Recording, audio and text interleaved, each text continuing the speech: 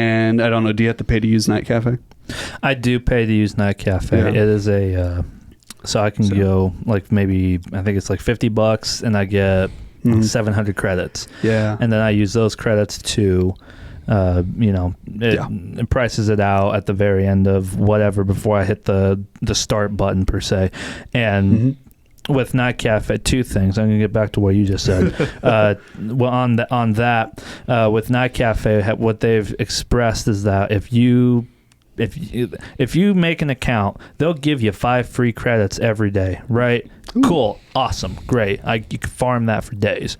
Yeah. But if you want to buy credits, you are then at that point, that art is now yours that you've made, that you've spent money on, and you can download it. You can sell prints of it. You can put it on a T-shirt or flag and burn it for all we care, right? That's what they're saying. Make an NFT. As long as there's this, no corn on there, right? Yeah.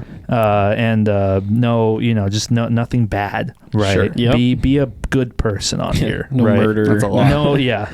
But back to what you said, I actually got a good story for that. Yeah. My old digital professor, his name's Michael Call. He had for a art show taken a photo of just a bell pepper. It was like a close-up shot. It was a nice looking bell pepper, right? It was black and white. It was really cool. Pepper. He sent it in, and the jurors contacted him and said, "Hey, we really like your photo, but unfortunately, it is too similar to the famous Edward Weston pepper." I think it's Edward Weston. Cat, don't at me. And this was like a famous pepper, though, because Edward Weston, I want to say, is the guy who did it. He did a lot of minimalism and a lot of, close-up photography. And like he did like lotus leaves, nautilus shells, and he did a bell pepper, right, to kind of show off, contrast and light. Yeah. But Call did not try to go out of his way to replicate, this famous photo that several photography, like almost all photography classes, talk about, because it's one of the people that we need to know about. So, as far as like, if the AI is using if someone else's art, is that stealing art or stealing that art style? There's nothing new under the sun, right? True. All we're doing as artists is adding to the conversation of art, right? Yep.